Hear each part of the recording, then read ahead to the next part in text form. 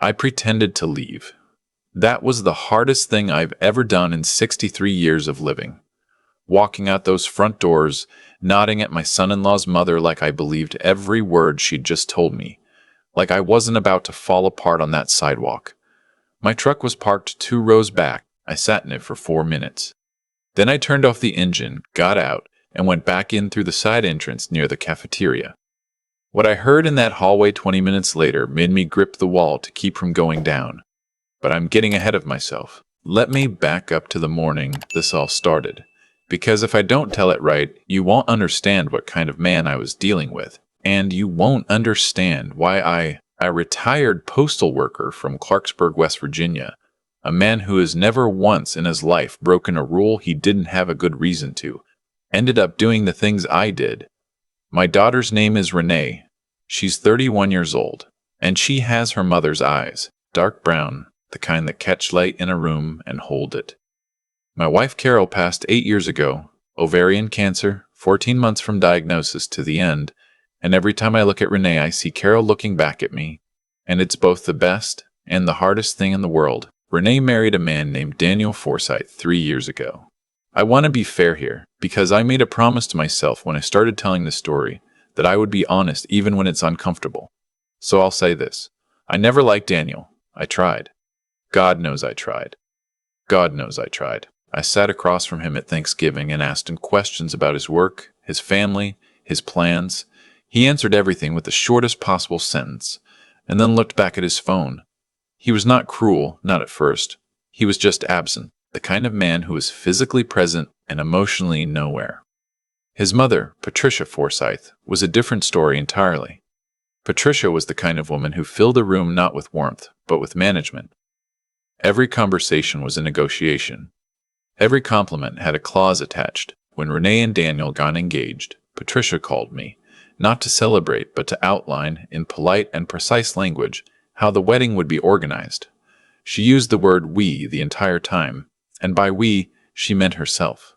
I let it go. Renee was happy, or she seemed happy. Looking back now, I think she was working very hard to seem that way. When Renee told me she was pregnant, I cried in my truck for 20 minutes before I called her back. Happy tears. The kind that sneak up on you. I was going to be a grandfather. I was going to have someone to take to mountaineer games and teach to fish off the dock at Stonewall Jackson Lake the way my own father taught me. I painted the spare bedroom in my house a soft yellow before she'd even had her first ultrasound. The pregnancy was not easy. Renee had high blood pressure from the 5th month on, and her OB in Charleston put her on a modified rest plan. She wasn't bedridden, but she wasn't supposed to be on her feet all day. I drove down to see her every 2 weeks, sometimes every week. Daniel worked in commercial real estate and traveled a lot, or said he did. Patricia inserted herself into every appointment she could, and I noticed around month 7 that Renee had stopped calling me as often. I told myself it was the exhaustion of late pregnancy. I told myself she had a lot of support around her. I told myself I was being a worried father who needed to give his grown daughter some space. I should have listened to the thing underneath all that telling. The call came on a Tuesday morning in March. Early, just past 6.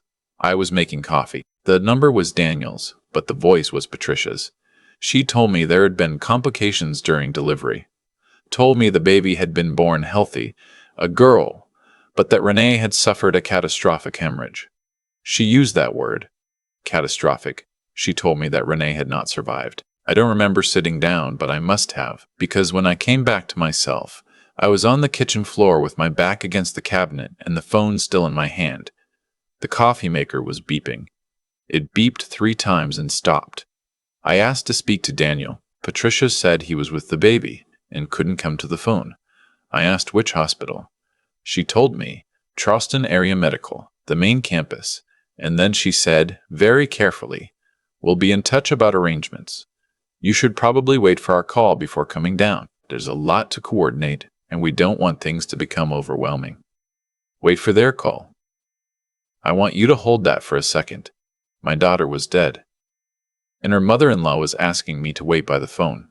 I said, I understand, and I hung up. I sat on that kitchen floor for another few minutes, and then something happened inside me that I don't know how to explain. except to say it was less like a thought and more like a sound, low and certain, the way thunder sounds before a storm you can feel in your chest before you can see it in the sky. Something was wrong. Not the grief. The grief was real and it was enormous, and it was sitting on my sternum like a stone. But underneath it, something else. An alarm. The kind that doesn't have a voice, only a frequency. I had talked to Renee 2 days before. She was tired but calm. She'd said the nursery was ready. She'd said she was scared but ready. She'd laughed at something I said about baby socks. I'd bought 12 pairs in different colors because I couldn't decide, and her laugh was real. I know my daughter's real laugh. Women die in childbirth. It happens. I know it happens. But something about the way Patricia had delivered that news, the word catastrophic, chosen so carefully, the immediate pivot to logistics, the instruction to wait, it sat wrong in me. Like a note played in the wrong key. You can't always say why it's wrong. You just know. I called the hospital directly. I asked for the maternity ward. A nurse answered and I told her my name and told her my daughter was Renee Forsyth. Admitted that morning. There was a pause. Just a half-second pause, the kind that means something, and then she said she couldn't give out patient information over the phone and that I should speak with the family. Patient, she said, patient, not deceased, not the family of. I was in my truck 8 minutes later. It's 4 hours from Clarksburg to Charleston if you don't stop. I didn't stop. I called my brother Roy from the road and told him what was happening and what I was feeling. And Roy, who has known me for 60 years and who has never once told me my instincts were wrong, said, "Then go find out." I walked into CAMC at just past 10 in the morning. The maternity ward was on the 4th floor. I got as far as the elevator before I ran into Patricia. She was standing near the family waiting area with Daniel's aunt, a woman named Sherry, and when she saw me, her face did something complicated. Not grief, not relief. It shifted, the way a person shifts when they've been caught slightly off balance and need a second to recalibrate. "Harold," she said, "I told you we'd call." "She's my daughter," I said. "I know, and this is an incredibly painful time for all of us, but the baby needs to be with Daniel right now, and there are decisions being made, and I really think it's best if you let us. I want to see Renee." Another shift. "Harold, she's gone. There's nothing to, then let me see her." Patricia looked at Sherry. Something passed between them, something quick and practiced, and then Patricia put her hand on my arm and said that the room was being handled by the hospital staff and that it wasn't appropriate for family to be there right now. She said it the way people say things they've rehearsed, smooth at the surface, nothing underneath. I looked at her for a long moment. Then I nodded. I said I understood. I said I was sorry for causing any trouble. I asked her to please keep me informed about the arrangements, and I turned around and I walked back to those front doors and out into the parking lot. I sat in my truck 4 minutes. Then I turned off the engine, got out, and went back in through the side entrance near the cafeteria. I took the stairs to the 4th floor. I did not go back toward the family waiting area. I went to the opposite end of the hall, near the nurse's station, and I found a chair beside a vending machine and I sat down and I waited. I am not a dramatic man. I have never done anything like this in my life. I am the kind of person who returns shopping carts and lets people merge in traffic and sends thank you notes. But I sat in that chair and I waited, and I told myself I would give it 1 hour, and if I was wrong, I would go home and grieve and never tell a soul what I'd done. I wasn't wrong. About 30 minutes in, Daniel came out of a room down the hall. Not the room Patricia had pointed toward, a different room. He was on his phone, and he walked past the nurse's station and around the corner toward the family lounge. And he didn't see me. I watched the door he come out of. It didn't close all the way behind him. There was a gap, maybe 6 inches. What I heard through that gap is something I will carry for the rest of my life.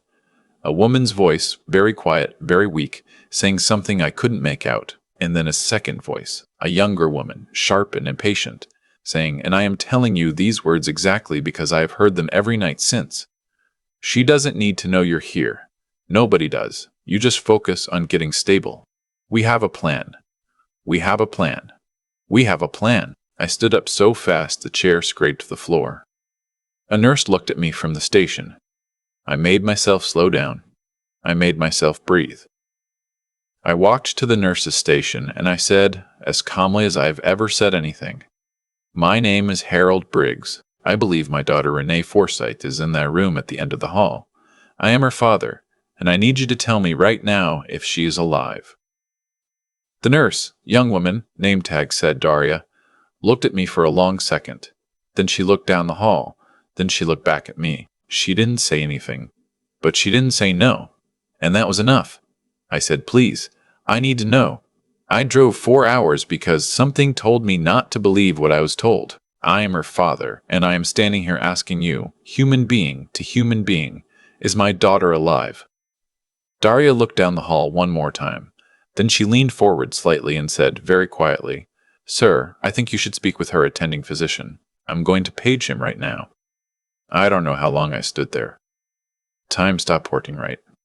I remember the lights in the hallway seemed very bright.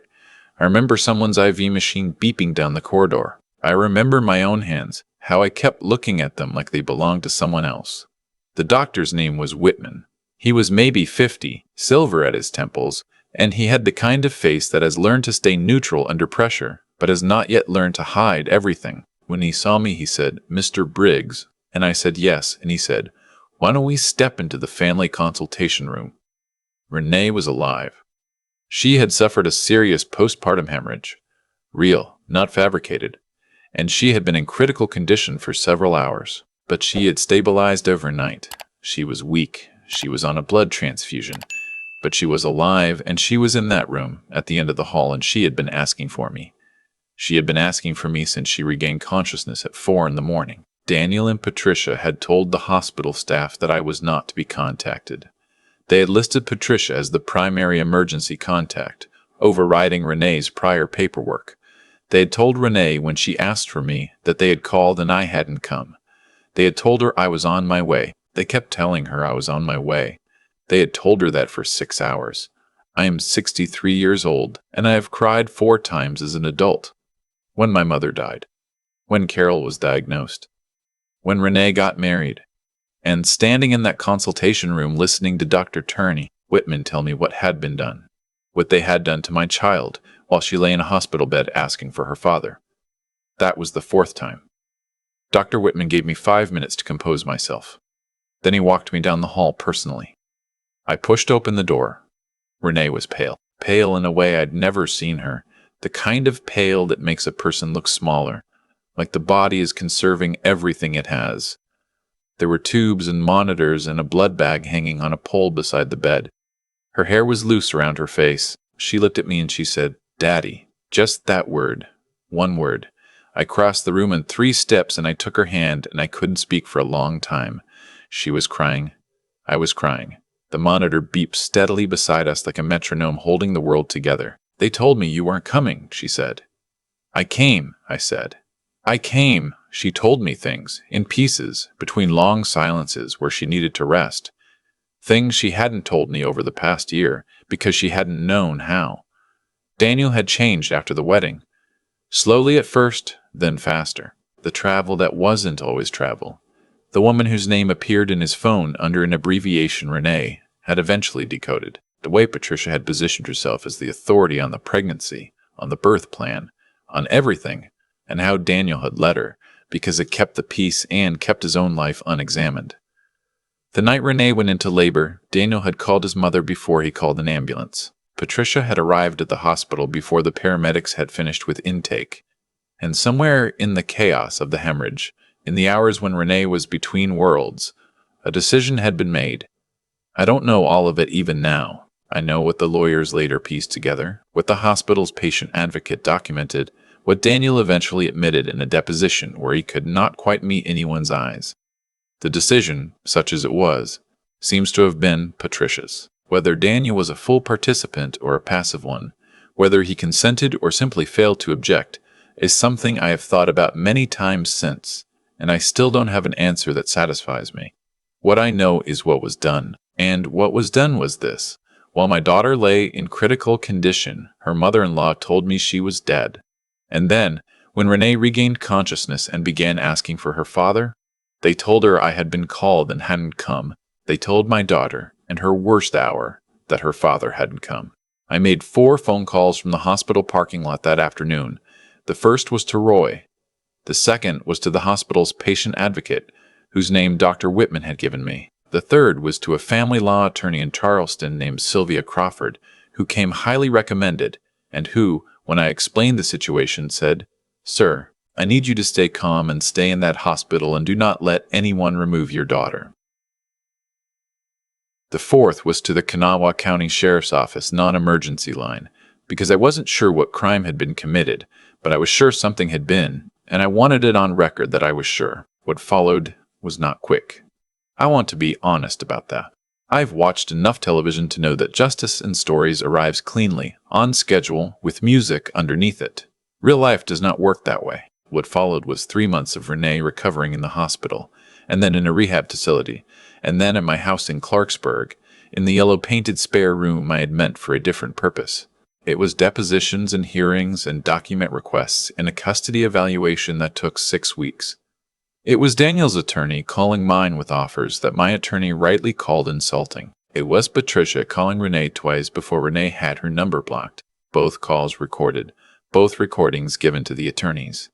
But they were good things, too. There was my granddaughter, born healthy, 5 pounds 14 ounces, placed eventually in Renee's arms in the rehab facility while I stood in the doorway of the room trying to hold myself together and failing completely. There was Roy driving down from Clarksburg every weekend for 2 months to sit with Renee so I could sleep. There was Dr. Whitman, who checked in more than he was required to, and who later wrote a statement for the court proceedings that was, Sylvia told me, more thorough than any she had seen from a physician in 15 years. There was Daria, the nurse.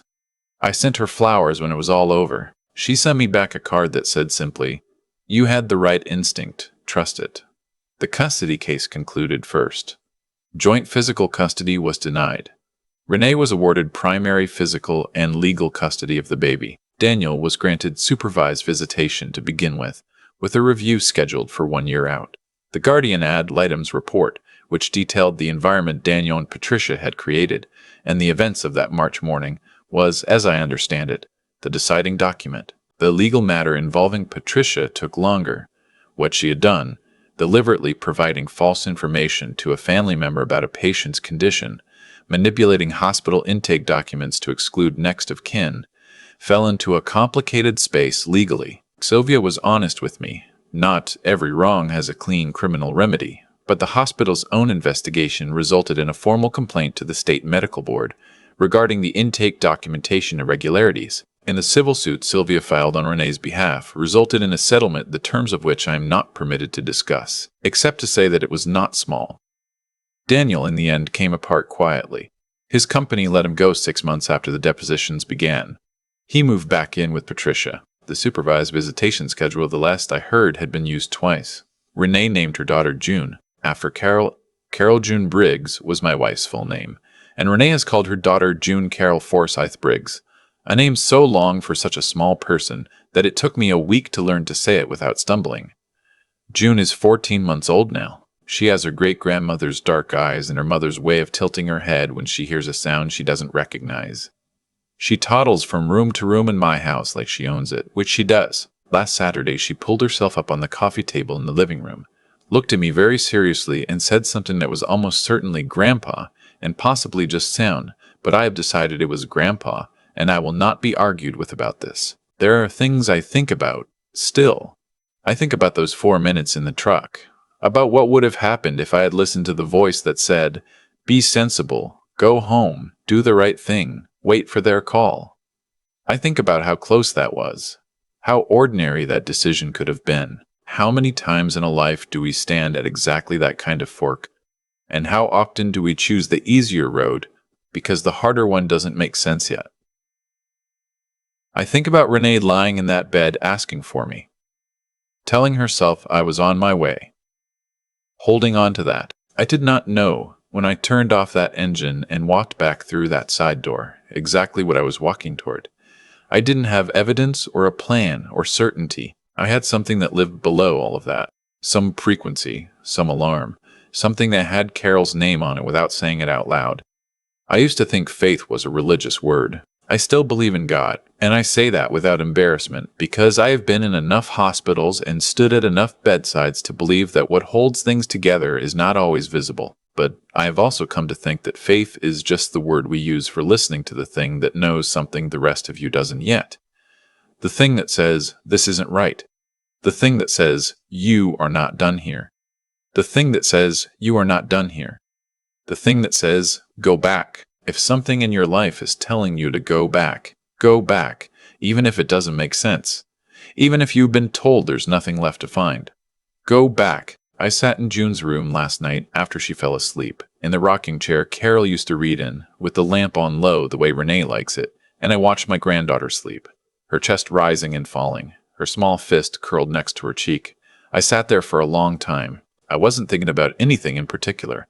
I was just there, just present with the improbable and ordinary fact of her.